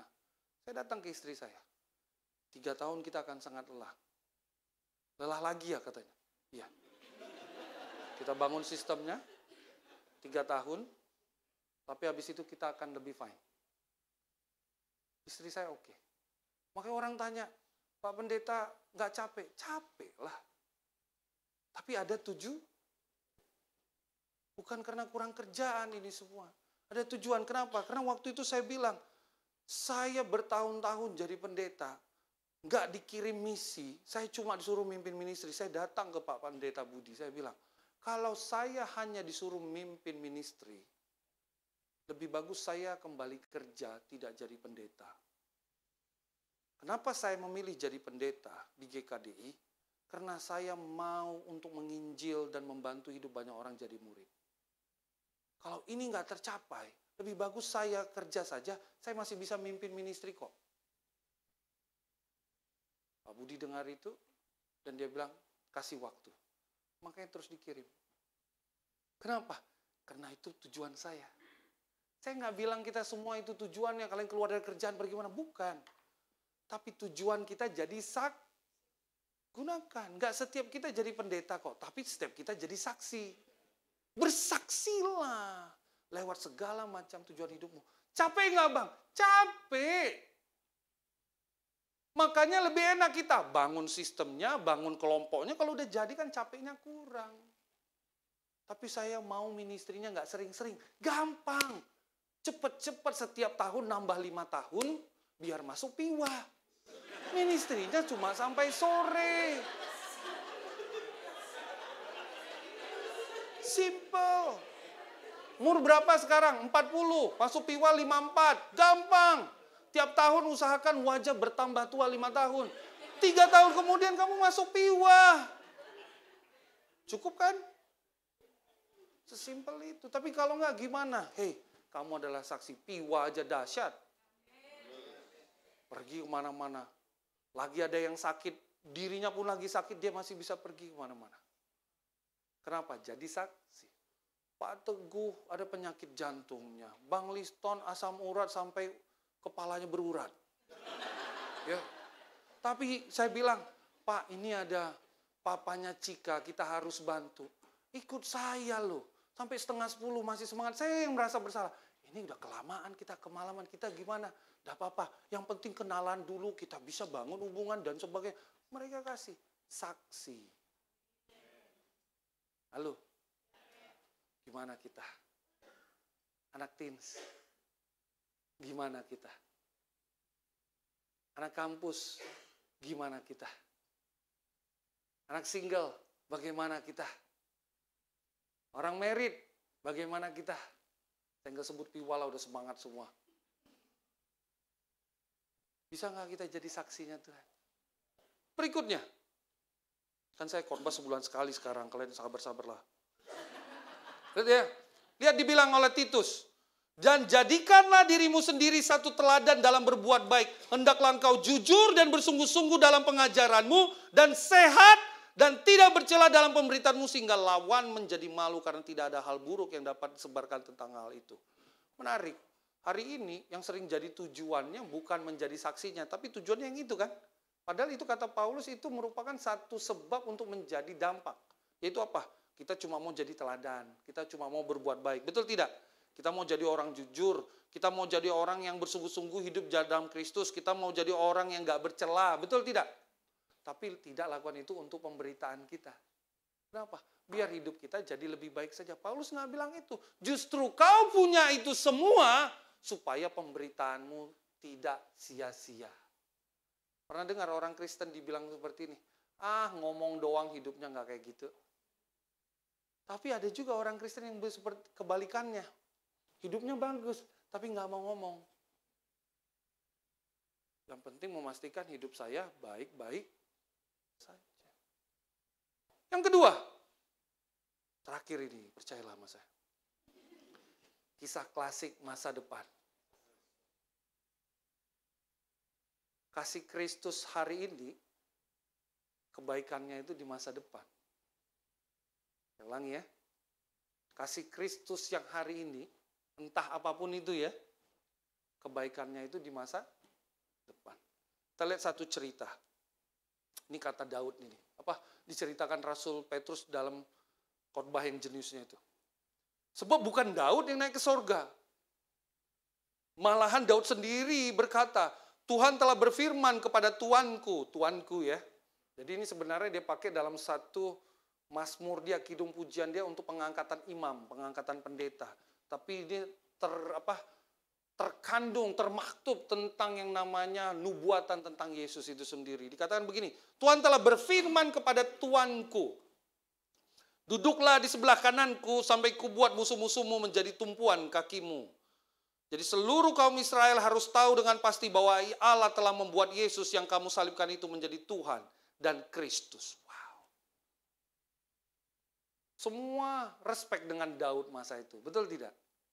Bapa bangsa. Justru segala kisah Daud, dengan dia menjaga hidupnya benar, dengan dia setia dengan janji Tuhan. Dia nggak bunuh Saul. 2 kali dia dapat kesempatan untuk bunuh Saul. Dia nggak ambil itu. Dia tetap terus lakukan apa yang diminta oleh Tuhan. Dia setia. Justru segala kasih Tuhan di masa dia hidup, sampai dia menulis tentang Mazmur tersebut, itu menginspirasi banyak orang untuk melihat kepada Kristus. Menginspirasi banyak orang untuk tunduk kepada Tuhan. Bapak Ibu, hari ini, kalau kita merasakan kasih Kristus, entah itu bahkan lewat tantangan hidup kita, ataupun berkat-berkat yang kita dapatkan, kebaikannya itu di masa depan, nggak sekarang. Contohnya kita lihat di Ibrani. Sudah dibuka? Nah ini ya. Ibu-ibu telah menerima kembali orang-orangnya yang telah mati, sebab dibangkitkan. Tetapi orang-orang lain membiarkan dirinya disiksa dan tidak mau menerima pembebasan, supaya mereka beroleh kebangkitan yang lebih baik. Ini cerita para imam, para pahlawan imam pahlawan iman, mereka yang hidupnya menjaga kebenaran kasih Tuhan itu. Ada pula yang diejek dan didera, bahkan yang dibelenggu dan dipenjarakan. Mereka dilempari, digergaji, dibunuh dengan pedang. Mereka mengembara dengan berpakaian kulit domba dan kulit kambing, sambil menderita kekurangan, kesesakan dan siksaan. Dunia ini tidak layak bagi mereka. Mereka mengembara di padang gurun dan di pegunungan, dalam goa-goa dan celah-celah gunung. Dan mereka semua tidak memperoleh apa yang dijanjikan. Sekalipun iman mereka telah memberikan kepada mereka satu, apa katanya? Satu kesaksian yang baik. Sebab Allah telah menyediakan sesuatu yang lebih baik bagi kita. Tanpa kita, mereka tidak dapat sampai kepada kesempurnaan. Kurang paham pasti kan? Saya buat lebih jelas yang gini. Penulis Ibrani ingin sampaikan, segala pahlawan iman itu, dengan segala peristiwa yang mereka hadapi, mereka nggak dapatkan janji Tuhan saat itu. Yaitu apa? Melihat kepada kasih Kristus, melihat kepada Yesus yang datang, dan juga apa yang dijanjikan dalam mereka, misalnya hidup baik dan sebagainya itu. Tapi justru katanya, karena keadaan hidup mereka itu, iman mereka itu menjadi kesaksian buat di masa depan. Buat siapa kata gitu? Tanpa kita, dia bilang, tanpa kita, mereka tidak dapat sampai pada kesempurnaan. Artinya begini, karena mereka ingat, kisah hidup mereka ini, satu saat akan diceritakan ke yang lain. Di masa depan, mereka nggak akan terus setia dan bertumbuh. Karena mereka tahu di masa depan ini akan diceritakan kembali bahwa Tuhan tidak akan tinggal diam. Mereka lakukan yang terbaik, mereka mencapai kesempurnaan. Itu yang diceritakan kepada kita saat ini. Menceritakan kasih Tuhan. Kalau Bapak Ibu hari ini ngalami hal-hal yang berat, tetaplah setia. Satu hari, itu akan jadi kebaikan buat anak cucumu. Waktu kau cerita, dulu Bapak hanya kerja serampangan. Berkenalan dengan Tuhan, belajar bertumbuh, bertobat, terus menjadi lebih baik. Hari ini apa yang kau nikmati anakku, ini semua karena kasih Tuhan. Wow. Dulu Bapak bukan siapa-siapa. Ketemu dengan mamamu, kami hidup di gereja, kami berjuang bersama-sama dari nol. Kami sempat hampir masuk penjara, kami tertimpa penyakit dan sebagainya. Tapi ada Tuhan yang menyelamatkan. Kalau hari ini kamu ada dan bisa melihat ini semua, itu karena Tuhan. Pernah dengar kisah-kisah seperti itu? Kan waktu ngalamin ini gak enak. Tapi belasan tahun kemudian, kisah itu disampaikan. Itu yang membuat anak cucu, membuat orang-orang lain terinspirasi. Pernah sit in study? Kau cerita tentang bagaimana Tuhan bekerja dalam hidupmu? Waktu itu terjadi di hidupmu dulu. Kadangkala kita nggak suka, betul tidak? Tapi menjadi kebaikan di masa depan. Siapa yang lebih baik? Yang mendengar atau yang sudah melakukan? Kita yang sudah melakukan yang menjadi lebih baik. Kita yang jadi lebih sempurna. Kalau di kemudian hari ini nggak diceritakan, nggak ada orang yang berubah, buat apa kita bertobat? Kita tobat untuk hidup kita lebih baik saja. Itu nggak cukup, karena itu bukan tujuan kita. Itu dampak. Tapi ada sebuah kisah masa depan. Saya ingin tutup dengan satu mazmur. Yanto main musiknya dulu, Yanto. Kasih lagu-lagu yang kayak bawa orang nostalgia. Jangan burung gereja ya. Lagu rohani aja. Saya akan baca satu mazmur. Saya sangat suka mazmur ini. Judulnya itu Rusa di Kala Fajar. Cocok kan jadi judul lagu kan? Ya kan? Makanya saya suka bilang, kalau ada lagu rohani kata-katanya itu, saya udah bilang nih, dia pasti jarang saat teduh. Karena kalau kita sering baca Alkitab, kaya kata. Bayangkan judulnya aja Rusa di Kala Fajar. Keren kan? Udah. Bolehlah lagu seperti Rusa. Seperti saya nggak nyanyi, dia cuma ngirim musik ya.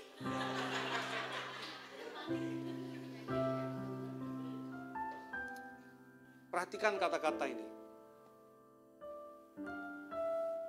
Allahku, Allahku, mengapa engkau meninggalkan aku? Aku berseru tetapi engkau tetap jauh dan tidak menolong aku. Allahku, Allahku, aku berseru-seru pada waktu siang, tetapi engkau tidak menjawab. Dan pada waktu malam, tetapi tidak juga aku tenang. Padahal engkaulah yang kudus, yang bersemayam di atas puji-pujian orang Israel. Kepada nenek moyangmu kami percaya. Mereka percaya kepadamu. Dan engkau meluputkan mereka ya Tuhan. Kepadamu mereka berseru-seru. Dan mereka terluput. Kepadamu mereka percaya. Dan mereka tidak mendapat malu. Aku akan memasyurkan namamu kepada saudara-saudaraku. Dan memuji-muji engkau di tengah-tengah jemaah. Kamu, ya kamu yang takut akan Tuhan. Pujilah dia, hai segenap anak cucu Yakub. Muliakanlah dia dan gentarlah terhadap dia, hai segenap anak cucu Israel. Sebab Tuhan tidak memandang hina atau merasa jijik kesengsaraan orang yang tertindas. Dan Tuhan tidak menyembunyikan wajahnya kepada orang itu. Dan Tuhan mendengar ketika orang itu berteriak minta tolong kepadanya. Karena engkau aku memuji-muji dalam jemaah yang besar Tuhanku. Nazarku akan kubayar di depan mereka yang takut akan dia. Orang yang rendah hati akan makan dan kenyang. Orang yang mencari Tuhan akan memuji-muji dia. Biarlah hatimu hidup untuk selamanya. Anak cucu dan akan beribadah kepadanya. Dan akan menceritakan tentang Tuhan kepada angkatan yang akan datang. Bapak Ibu, coba perhatiin kisah ini. Bukankah ini kisah kita juga? Kita pernah berteriak minta tolong? Kita pernah berpikir Tuhan di mana sepertinya nggak menjawab? Pernah di malam hari tidak bisa tidur tenang? Sepertinya tidak ada jawaban doa kita. Tapi pada satu waktu kita teringat peristiwa masa lampau. Pahlawan-pahlawan iman, orang-orang yang pernah membantu hidup kita, yang mereka mengalami hal yang mirip dengan kita, dan mereka bisa lewati. Lalu kita menjalani hidup kita sedemikian rupa, sehingga masalah itu terlewati juga. Sampailah kita pada satu titik, kita ceritakan ini kepada orang lain. Sampailah pada satu titik, kita ceritakan kisah kasih Kristus ini kepada anak cucu kita. Yang dikatakan apa?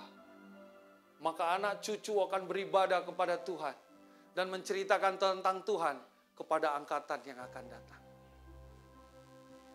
Jemaat,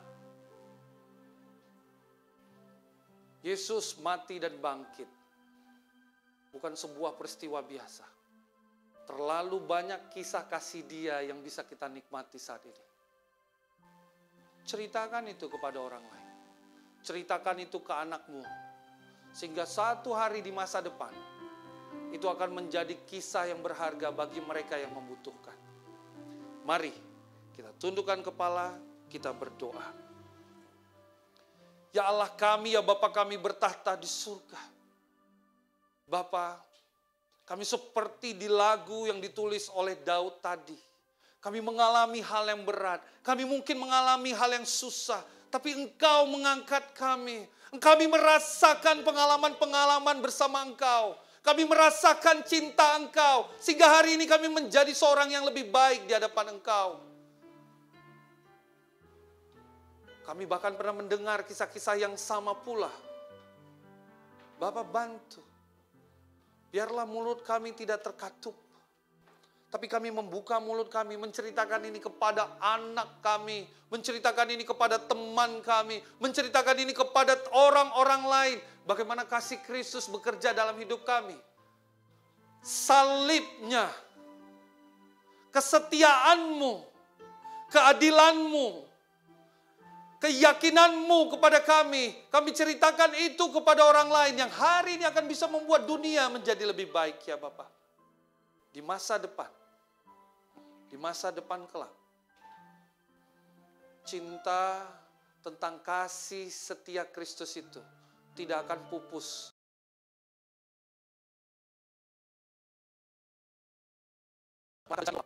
Ceritakan. Tuhan biarlah kami bisa ambil di bagian Paskah ini ya Bapak. Kami tidak mau menutup mulut kami. Kami tidak mau menahan langkah kaki kami. Kami tidak mau menahan tangan kami untuk menceritakan kasih Engkau yang telah kami rasakan. Sehingga orang-orang bisa merasakan pula akan cinta Engkau kepada kami. Terima kasih untuk semuanya ya Bapak. Biarlah kami bisa bertumbuh di dalam Engkau saja dan kasih setia Engkau bersama dengan kami. Dalam nama anak-Mu Kristus Yesus, kami berdoa dan mengucap syukur. Amin. Selamat Paskah, Tuhan memberkati.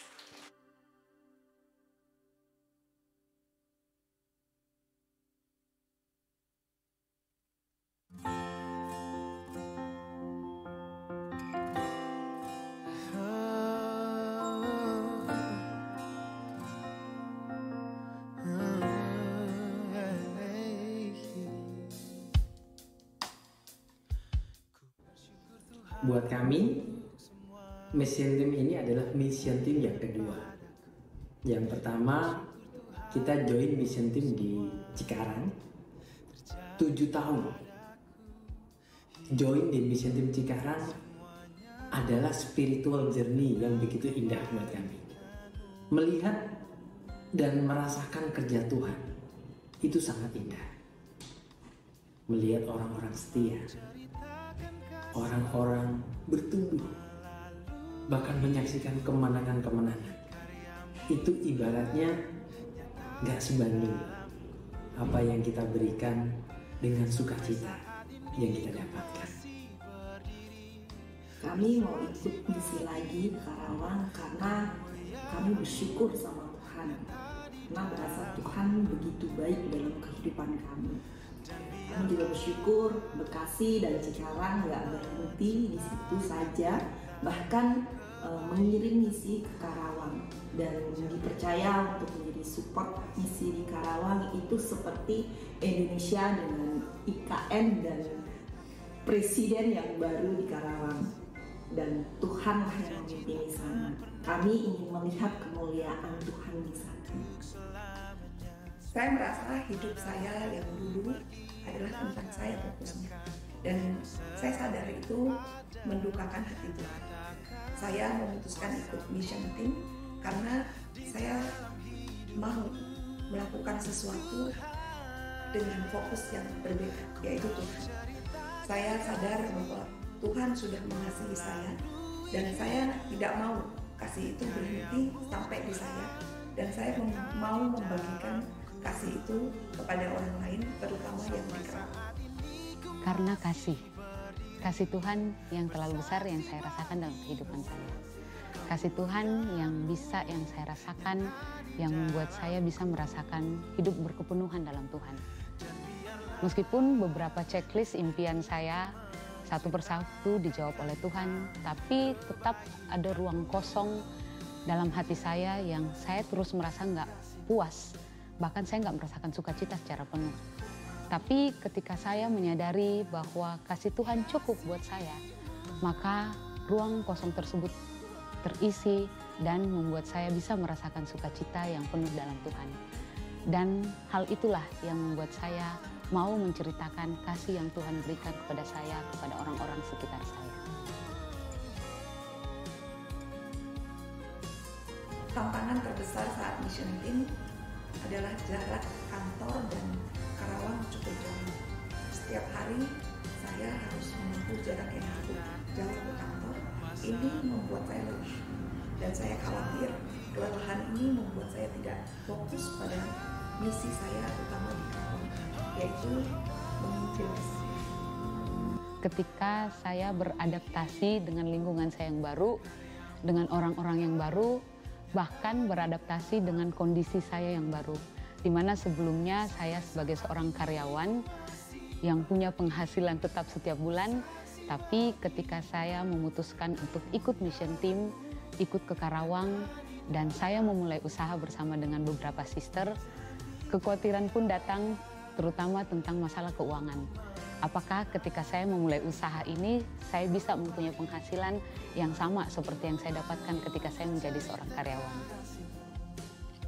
Saat ini kami tinggal di Cikarang dan kedua anak kami masuk usia teens.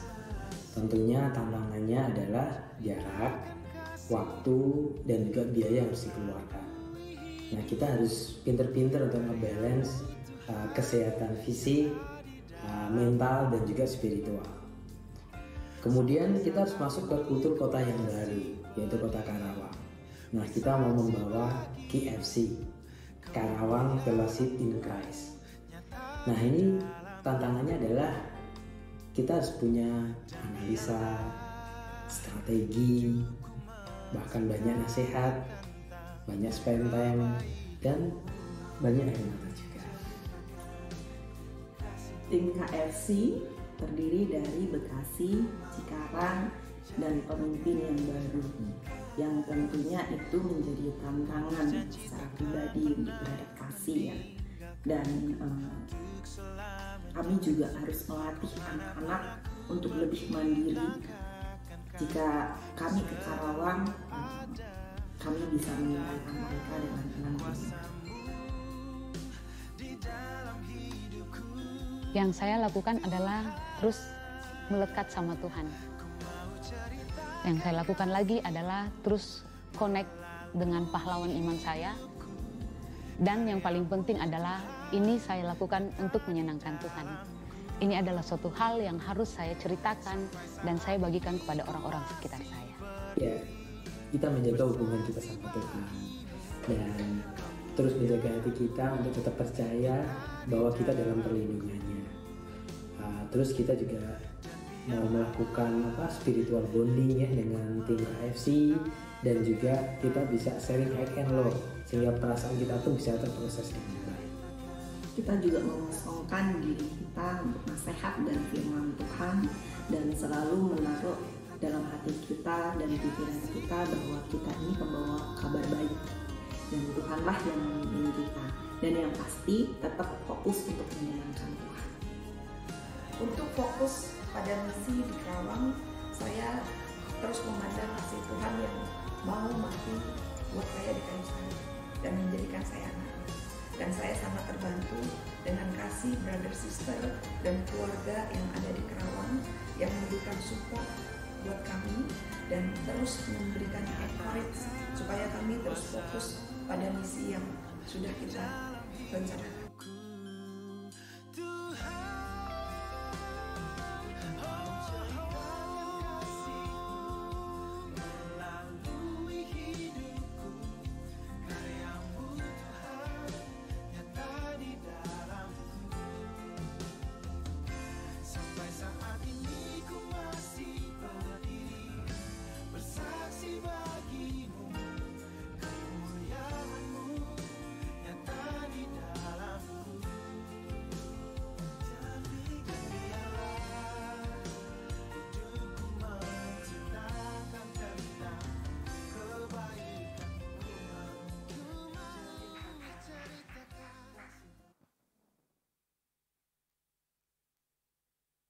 Ya, kita berikan aplaus sekali lagi ya untuk khotbah dari Bapak Pendeta Riko yang sudah memberikan firman-Nya pada pagi hari ini. Saya sebagai pribadi belajar ya tentang bagaimana punya mindset yang benar bahwa keadaan hidup saya saat ini harusnya itu menjadi dampak. Panggilan Tuhan buat hidup saya harusnya menjadi saksi. Harusnya itu jadi mindset saya dan ketika Tuhan manggil hidup saya menjadi muridnya. Dan juga bersyukur dilihat juga tadi video yang boleh tadi kita saksikan ya. Secara pribadi saya juga terinspirasi dari hati brother sister kita yang mau memberikan hati dia. Mereka juga mau untuk berkorban, untuk mau memberitakan kasih Tuhan buat orang sekitar mereka ya. Untuk ikut mission team. Sebelum kita mengakhiri ibadah kita pada pagi hari ini, saya ingin menyampaikan beberapa pengumuman untuk 1 minggu ke depan. Saya mengajak untuk kita bisa fokus menyaksikan layar di sebelah kanan dan kiri kita. Ya, pengumuman yang pertama, ibadah GKI di Bekasi tanggal 16 April akan diadakan seperti biasa kembali ya. Ibadah merit pukul 8 pagi dan ibadah youth pukul 10.30 pagi. Nah selanjutnya, Red Hat Single Nusantara. Red Hat Single Nusantara akan diadakan pada tanggal 28 September sampai 1 Oktober, 4 hari 3 malam di Bali. Dan untuk info lebih lanjutnya dapat menghubungi Bapak Pendeta Andreas di nomor 0822 9494 9436. Dan selanjutnya ada EACC South East Asia Campus Conference. Ini adalah Red Hat untuk kampus ya, dengan tema Radiant. Akan diadakan pada tanggal 19 sampai 22 Juli 2023 di Jakarta dengan biaya 770.000. Untuk info lebih lanjutnya bisa menghubungi kontak Aaron di 0881 5378 235. Dan selanjutnya ya ini yang tadi sudah di-mention ya, dari promin sama Bapak Pendeta Riko. GKI Goes to Israel 2024. Ya, GKI Nusantara akan mengadakan tur ke Israel dan akan mengadakan perjalanan selama 11 hari. Israel Tour akan diadakan pada tanggal 29 Oktober sampai 8 November 2024. Bagi yang membutuhkan informasi dan hendak melakukan pendaftaran dapat menghubungi Bapak Taufik di nomor 0812 990 3741. Selanjutnya, Body Builders Camp Ziada Region akan diadakan tanggal 15 April pukul 16 sore ya di Mega Office Park. Jadi ditujukan untuk setiap pemimpin yang sudah memiliki anak bimbingan dan juga memimpin grup bisa hadir untuk mengikuti Body Camp Ziada. Nah selanjutnya, ya, seminar parenting dengan tema Parenting in Digital Era dapatkan pemahaman dan nilai-nilai praktis untuk menumbuhkan anak di era digital dari tenaga ahli serta testimoni dari orang-orang tua yang sudah mengalaminya. Ini akan diadakan pada hari Minggu tanggal 16 April pukul 18.30 di gedung GKDI Bandung, Istana BIC lantai 3. Juga tersedia juga secara online khusus mereka yang berada di luar kota dengan harga yang berbeda tentunya. Untuk info lebih lanjutnya bisa menghubungi kontak di Saudari Patricia di 0812 9615 202. Nah selanjutnya Bible Study ya. Bagi Bapak Ibu yang rindu ingin study Bible dapat menghubungi kontak admin kami di nomor 0812 8685 8422 ataupun dapat juga menghubungi saudara-saudara yang mengundang Bapak Ibu untuk ibadah pada hari ini ya. Yang terakhir, persembahan dan perpuluhan untuk GKI Bekasi dapat diberikan melalui kontak persembahan yang sudah tersedia di belakang atau di lobi lantai bawah ya, lantai 1. Atau juga bisa melalui transfer ke rekening BCA di 288 3034 180 atas nama Yayasan Gema Kristus Damai Indonesia. Sekian pengumuman pada pagi hari ini, mari kita serahkan hati kita berdoa. Tuhan Allah Bapa kami yang berada di kerajaan surga, terima kasih ya Tuhan untuk hari ini kami sudah menyelesaikan ibadah kami. Terima kasih kalau boleh pimpin Tuhan ibadah kami dari awal pertengahan hingga pada akhirnya. Tuhan bersyukur Tuhan buat firman Kau yang boleh kembali mengingatkan kami. Untuk kami bisa Tuhan enggak menjadi seorang murid yang egois yang hanya menyimpan kebaikan Kau saja. Tapi kami juga bisa Tuhan menceritakan kasih Engkau, kami bisa menjadi saksi Engkau Tuhan. Sehingga pada saatnya nanti kami bisa melihat Tuhan bahwa banyak orang yang akan diubahkan Tuhan. Sehingga nama Engkau makin dimuliakan. Tuhan bantu hati kami Tuhan. Biar Tuhan ini bukan menjadi satu sekedar hal yang lewat saja. Tapi kami bisa ambil komitmen yang baru Tuhan. Kami mau menjadi saksi Engkau Tuhan. Lewat apa yang kami alami kami mau ceritakan itu kepada orang sekitar kami. Bantu hati kami ya Tuhan. Tuhan sebentar kami juga mau Tuhan. Kami mau datang merendahkan hati kami berdoa, menyatukan hati kami pada Engkau, memohon Tuhan untuk setiap saudara-saudari kami Tuhan. Kami mau berdoa Tuhan untuk Bapak dari saudara kami, Bapaknya Indra Tuhan yang sempat masuk ke rumah sakit Tuhan karena penyakit stroke. Kami berdoa Tuhan, biar Tuhan ada pemulihan daripada Engkau Tuhan untuk kesembuhan Bapaknya Indra Tuhan. Kau juga berikan kekuatan Tuhan untuk bagi keluarga Tuhan yang mungkin sedang berada di sana Tuhan menjaga Bapaknya Indra ya Tuhan.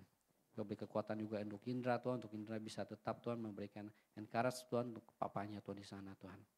Tuhan kami juga mau bersyukur Tuhan untuk gedung tempat ibadah kami Tuhan yang kalau Engkau sudah boleh Tuhan berikan untuk kami bisa beribadah dengan nyaman.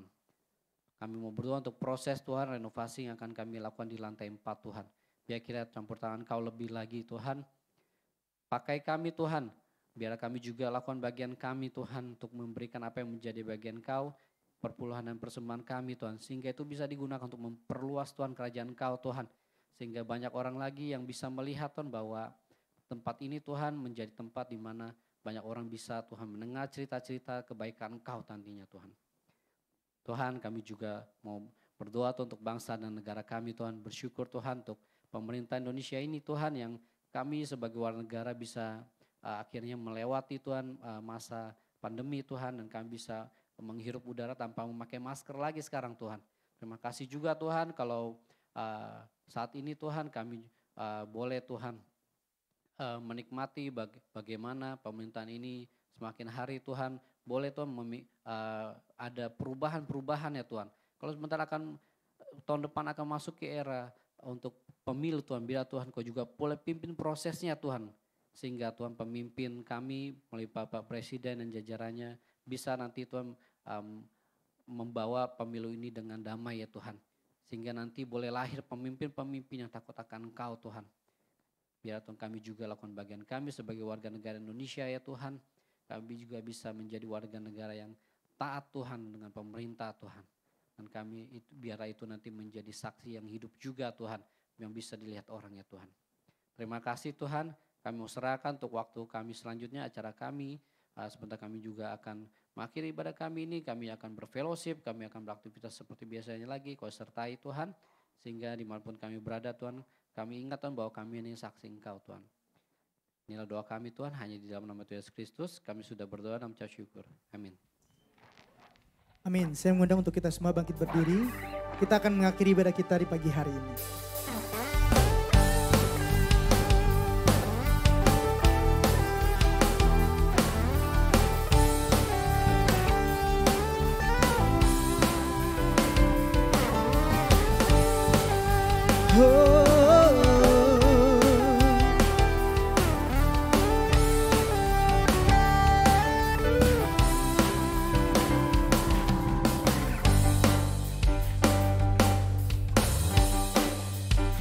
Mari jemaat Tuhan. Lebih dari pemenang dalam segala perkara, iblis tak dikalahkan oleh kuasa darahnya. Jika Allah di pihak kita, siapa dapat melawan? Kita lebih dari pemenang, lebih dari pemenang dalam segala perkara. Iblis tak dikalahkan oleh kuasa darahnya. Jika Allah di pihak kita, siapa dapat melawan? Kita lebih dari pemenang. Oh, haleluya. Kibarkanlah pancinya, Yesus Raja segala raja. Haleluya. Oh, bangkitlah gerejanya, kita lebih dari pemenang.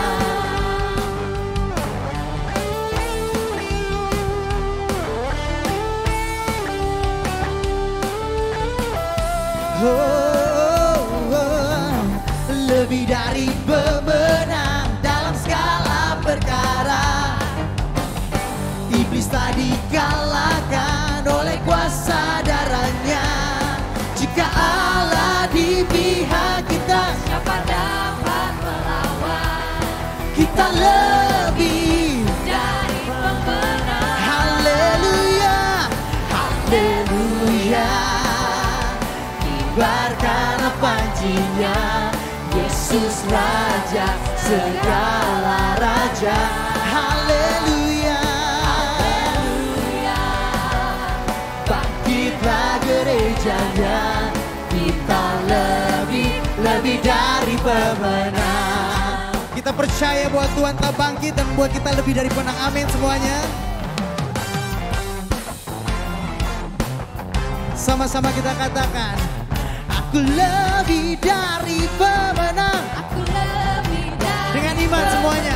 Aku lebih dari pemenang. Aku lebih. Sekarang tunjuk samping kanan samping kiri. Kamu lebih dari pemenang. Kamu lebih dari pemenang. Kamu lebih dari pemenang. Kamu lebih dari pemenang. Jika Tuhan di pihak kita, siapa dapat melawan? Kita lebih dari pemenang. Haleluya, haleluya.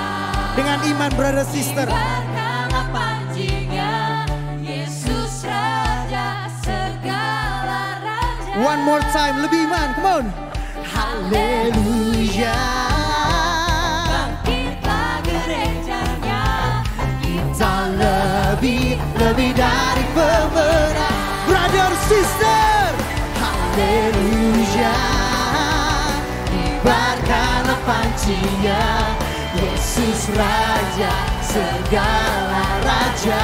Haleluya, haleluya. Bangkitlah gerejanya, kita lebih dari pemenang. Kita lebih dari pemenang. Kita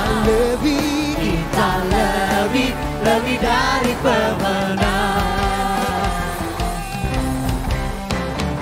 Amin. Selamat hari Minggu, selamat hari Paskah, dan Tuhan Yesus memberkati kita semuanya. Kita lanjutkan Ramatama kita, fellowship kita di lantai 1, dan harap tidak untuk meninggalkan sampah plastik di ruangan ibadah kita. Terima kasih.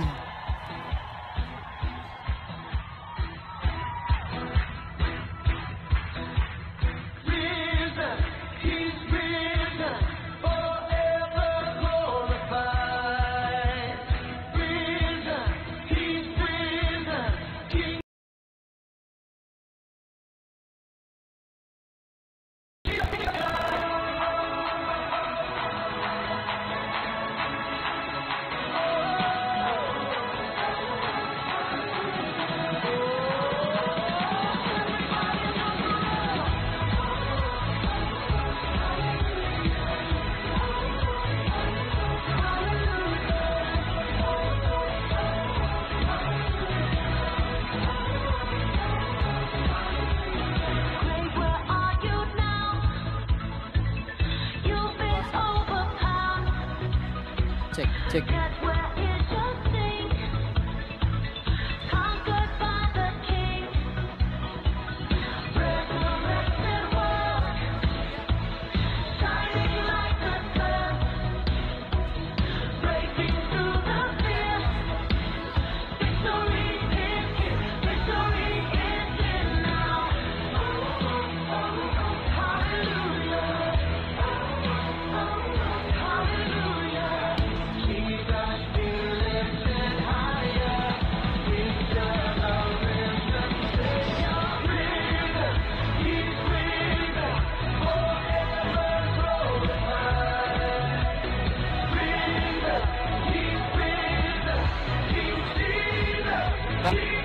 Hari ini kita akan ada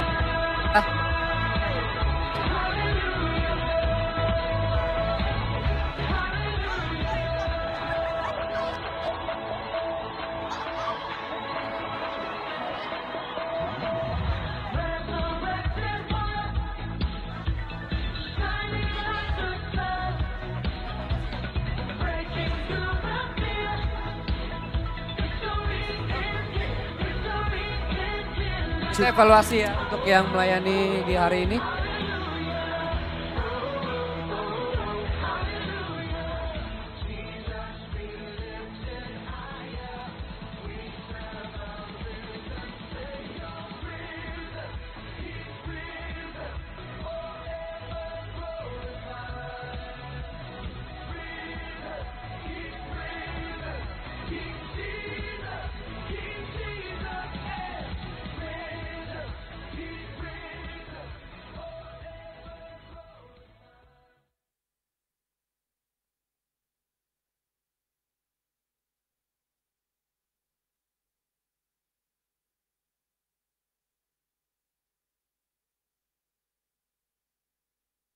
Cek.